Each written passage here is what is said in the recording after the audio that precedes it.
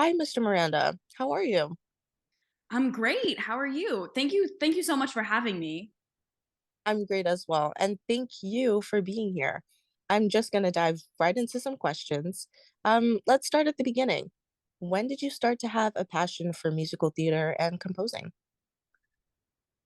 I mean, it started at a very young age, and a lot of experiences and impressions added fuel to the fire for me.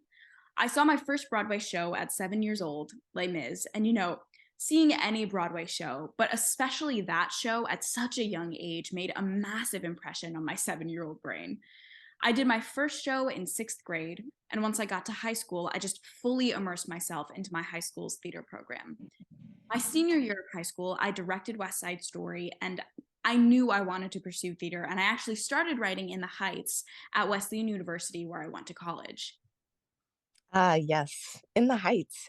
Some background info for our listeners. In the Heights is Lynn's first musical that dives into the lives of those living in Washington Heights, a neighborhood in Manhattan. Let's listen to a clip.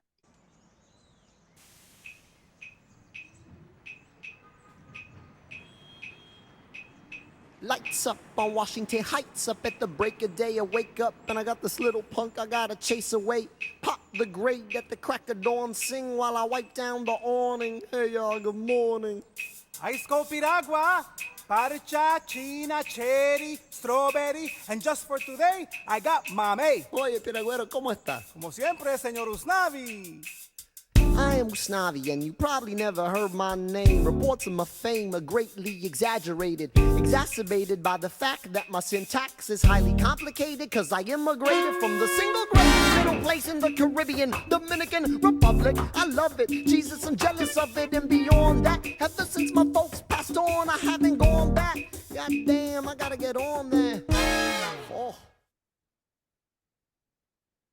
I'm sure that your first show gets overshadowed by Hamilton, which we will get to because how could we not, of course? It's Hamilton.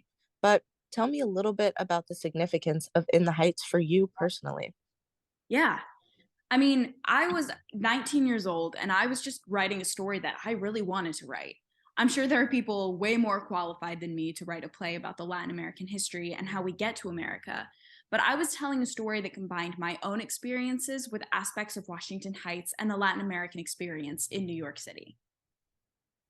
Awesome. That's awesome. So now, Hamilton, the show that took not only Broadway by storm, but the entire world. This show won 11 Tony Awards, a Grammy, and got you the Pulitzer Prize. How did you craft this masterpiece? So I was actually on vacation in 2008, and I was reading Warren Cherno's biography, Alexander Hamilton, and I said to my wife, "I think this is a hip hop rap musical," and I just started writing. Fast forward to 2009, I'm performing the opening song at the White House, and I'm giving the pitch, and everyone's laughing because a hip hop rap musical about a founding father sounds ridiculous. And then I started the song and everyone just immediately got sucked into the story. And I have Michelle Obama snapping along to something I wrote, and I'm thinking, okay, this is going somewhere, and here we are. Amazing. Let's listen to the completed song that you sang at the White House.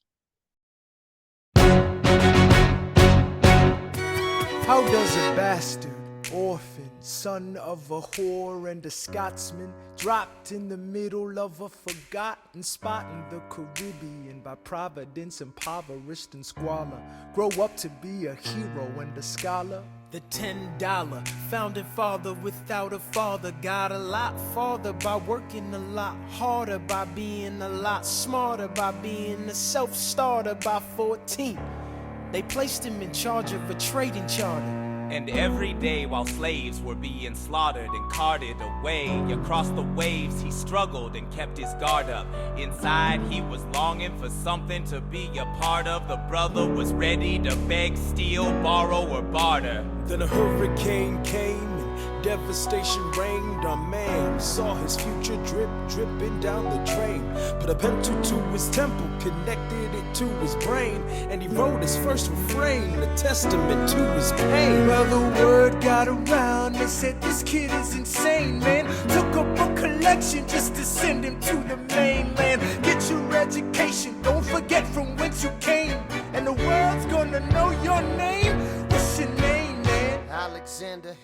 Hamilton. Never gets old. Thank you. Thank you. So I do want to ask though, why Hamilton? I mean, there are so many founding fathers and several that are more commonly known. What about Hamilton's life stood out to you?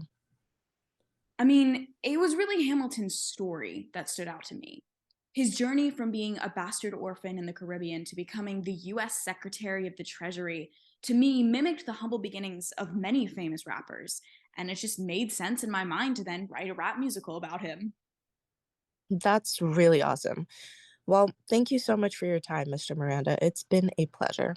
Thank you.